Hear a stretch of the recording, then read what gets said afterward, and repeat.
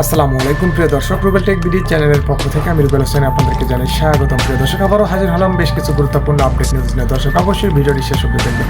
দেশ এবং দেশের বাইরে হলে সেটিও কমেন্ট বক্সে লিখে জানিয়ে দেবেন। আর আপনাদের কাছে ছোট্ট একটি অনুরোধ, আপনারা যদি এই চ্যানেলে নতুন হয়ে থাকেন অবশ্যই চ্যানেলটি সাবস্ক্রাইব করে পাশে থাকা বেল বাটনটি অল করে দেবেন, কারণ পরবর্তী আপডেট নিউজ সবার আগে পাওয়ার জন্য। দর্শক আর দেরি নয়, মূল ভিডিওতে প্রথমে যাওয়া যাক। বন্দনা করি প্রভু দয়াময়, যার উসিলায় সৃষ্টি জগৎ নাইরে যাহার ক্ষয়। অনেকে কইতে পারেন আপনার হইলটা কি, এত গদ গদ ভক্তি কেন আজকা? ভাই, কেন ভক্তি আসবে না বলেন? হাসিনার যত বক্তিমা শুনি, আজ সেই বক্তিমার ব্যবচ্ছেদ করি, তখন দেখি এমন একটা ফুলটস বল দিছে, এক বলে 6টা ছক্কা মারা যাবে। খোদা তালার অপার মহিমা ছাড়া এমন ভালসুন প্রতিপক্ষ পাওয়া যায় না। এখন আবার জিগায়েন না দাদা ভালসুন মানে কি, খবর পারুন না। ভালসুন মানে ভালসুন। এই ভিডিও শেষ হইলে বুঝবেন কেন হাসিনা ভালসুন আর ভালসুন মানে কি। তো আইসকা কিনিয়া কাঁঠাল রানীর জয় বাংলা করা হবে, এইটা একটা গুরুত্বপূর্ণ প্রশ্ন। হাসিনা গত 20 বছর যাবৎ কইতেছে না যে গ্যাস দিতে চাই না, এই জন্য 2001 সালের নির্বাচনে জিততে পারি নাই। খালেদা জিয়া গ্যাস বেচার মুসলেকা দিয়া ক্ষমতায় আসছে, কইছে না? মনে আছে না? তো আইসকা আমরা এই বক্তিমা দিয়া কাঁঠাল রানীরে জয় বাংলা করে দেব। কেউ কেউ কইতে পারেন এগুলা কইরা কিছু হয়? জি হয়। কাঁঠাল রানী আমার ভিডিও দেখে, প্রমাণ দেব? দেই না? ওই যে সে কইতো না উন্নত দেশগুলা বিনা পয়সায় ভ্যাকসিন দিতে পারে নাই, আমরা দিছি। এখনকার বক্তিমাগুলো দেখেন, উন্নত বিশ্বে বিনা পয়সায় ভ্যাকসিন দেয় নাই এই কথাটার কয় না। আমি বিনা পয়সায় ভ্যাকসিন দিছি সেটা কয়, কিন্তু উন্নত বিশ্বে বিনা পয়সায় ভ্যাকসিন দেয় নাই এইটা আর কয় না। তারপরে দেখেন নিজে বক্তিমা দেওয়া কমায় দিচ্ছে, কারণ আমি তো তার মুখের কথা মাটিতে পড়তে দেই না, তাই না? এখন কাবুয়া কাদের লাগাই দিছে, সে মাঝে মাঝে বক্তিমা দেয়। তো আসেন আমরা কাজের কথায় আসি। আগে দেখে নিই কাঁঠাল রানী 2001 সালের নির্বাচনে না জেতা নিয়া কি কইছিল। আসেন দেখি। 2001-এ আমি সরকার আসতে পারিনি। কেন পারিনি? কারণ আমি দেখেন। গ্যাস বিক্রি করতে রাজি হইনি। ভারত গ্যাস কিনবে, আমি আমার গ্যাস বিক্রি করব না। আমেরিকান কোম্পানি গ্যাস বেচবে, আমি তাদের বলে দিচ্ছি আমি তো আমার নিজের দেশের গ্যাস বেচবো না। চক্রান্ত করা হলো। কারা কারা চক্রান্ত ছিল আমি জানি। যাক, আমরা আসতে পারলাম না। ইদানিং আবার এই ভিডিও ক্লিপগুলায় কপিরাইট মারে। যদি ভিডিওটা দেখতে না পারেন তাহলে ডেসক্রিপশনে দেখবেন, সেখানেও ক্রিপ্টাল লিঙ্ক দেওয়া আছে, সংবাদও পাবেন। এই যে দেখেন সংবাদ কি কইছে। অভিযোগ গুরুতর। সে নিজে বলতেছে ভারতের তাকে হারাইছে, মানে ইন্ডিয়াকে গ্যাস দিতে চায় না, এই জন্য ভারত দিয়া তাকে নির্বাচনে হারাই দিছে, বাংলাদেশের নির্বাচনে। ভয়ানক কথা। তার মানে ইন্ডিয়া চাইলে দিয়া কাউরে নির্বাচনে হারাইতে পারে, আবার জিতাইতেও পারে, ঠিক কিনা?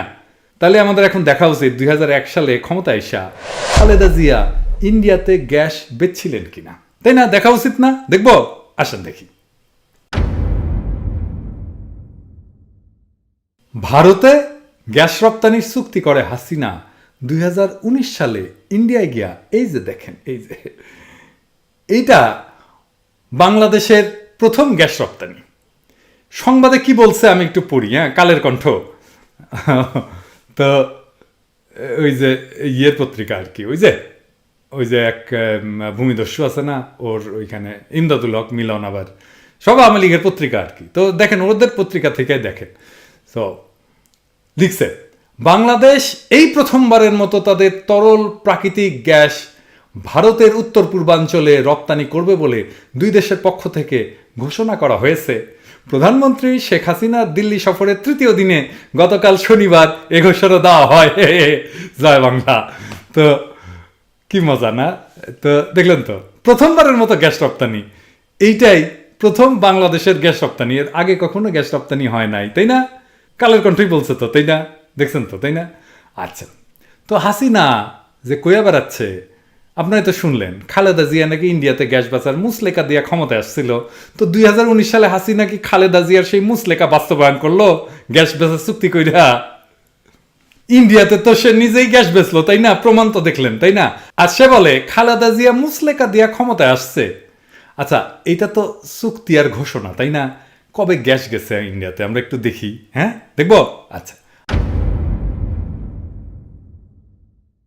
দেখেন কি কইতেছে নিউজে, বাংলাদেশ থেকে প্রতিদিন 36 টন এলপিজি যাচ্ছে ত্রিপুরায়।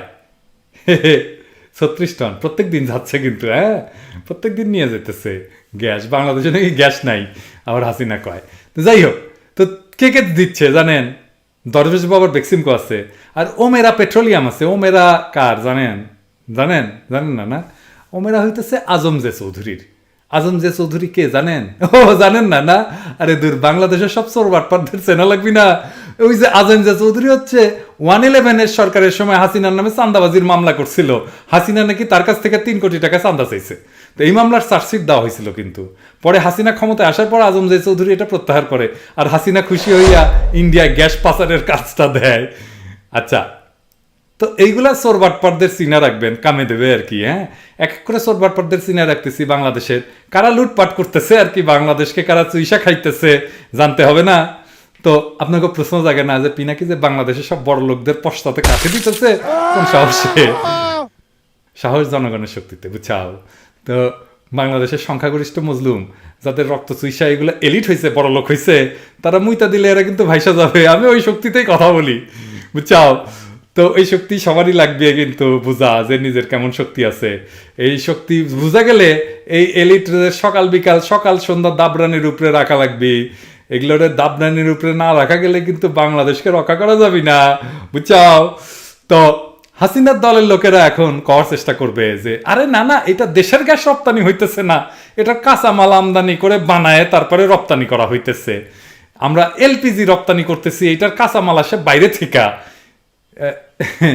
আমাকে বেকুব ভাবে তো তাই এই সমস্ত কয় আর কি, ধুনফুন কয়, বোঝানোর চেষ্টা করে। তো যাই হোক, তো এলপিজি গ্যাস কোনটা জানেন? তো জানেন না?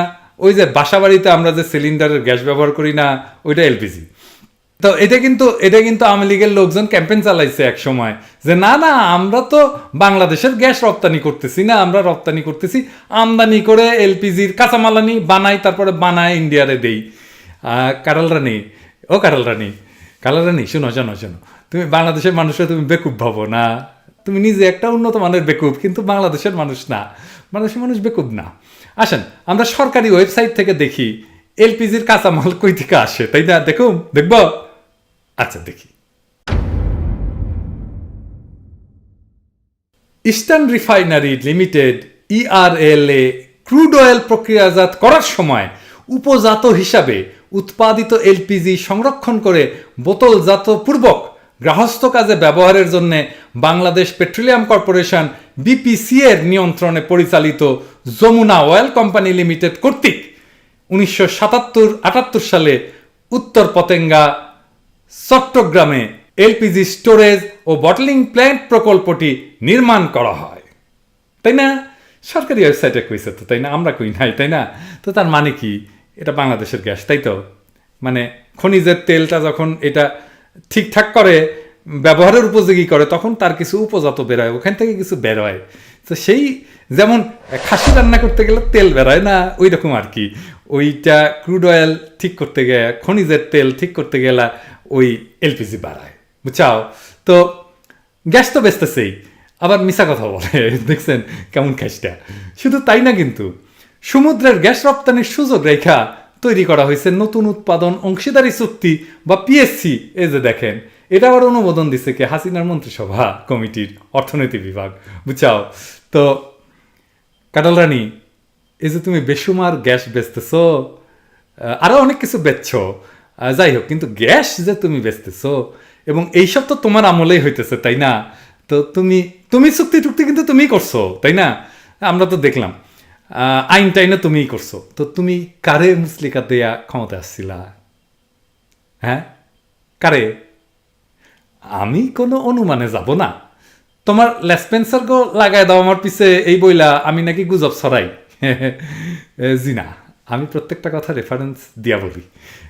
তারপরেও মুজিবিস্তানের মিডিয়া আমারে গুজববাজ বলে, তাই না? ওই যে ইটিভি না কি টিভি আছে, না আর টিভি না কি টিভি আছে, যাই হোক। তো আসো আমরা দেখি, তুমি যে মুসলিকা দিয়া নেগোসিয়েশন কইরা ক্ষমতায় আসছো, এটা কে বলছে? কে বলছে বলেন তো, কে বলছে? না না, এটা মির্জা ফখরুল বলে নাই, খালেদা জিয়া না, খালেদা জিয়াও বলে নাই, তারেক রহমান? না, তারেক রহমানও বলে নাই, বলছে তোমার নিজ দলের সাধারণ সম্পাদক আব্দুল জলিল। আব্দুল জলিল, সে তখনও তোমার দলের এমপি, সে বক্তব্য দেওয়ার জন্য বহিষ্কার হয় নাই। আসেন শুনি তার কথা কি বলছে, শুনি। যে ক্ষমতার এই বিপুল বিজয় এর পেছনে একটা আন্ডারস্ট্যান্ডিং আছে। উনি বন্দি অবস্থায় আমেরিকা গেলেন না, আশরাফ সে পালায় গেল। 3 দিন পরে আশরাফ ঢাকায় কে নিয়ে আসো? রেহানা নিয়ে আসো না, নিজে ফেরত আলাপ করে। And you are stranded there? এই কথাগুলো কে বলবে বলেন? 9% আওয়ামী লীগের নেতারা যারা ক্যাবিনেটেও যারা আছে, they have link up with DGFI. DGFI আমাকেই পারে নাই তাদের নিয়ন্ত্রণে নিতে। তো কাটারানি, তুমি কারে মুসলেকা দিয়ে ক্ষমতায় আসছো সেটা বলার দরকার নাই, আমরা জানি। হ্যাঁ, আমরা জানি, আমরা কিন্তু গোপন কথা কাউকে বলি না। হ্যাঁ, কবি বলছেন কিছু কথা থাক না গোপন। তো ওই যে আমার ক্ষুদ্র ভ্রাতা এবং ভগিনীরা, এই ভালসুন মানে কি বোঝা গেছে তো? হ্যাঁ, হাসিনা একটা উন্নত মানের ভালসুন, বোঝা গেছে তো? হ্যাঁ, ভালসুন মানে কি? ভালসুন মানে ভালসুন, বোঝা গেছে? বুঝছাও?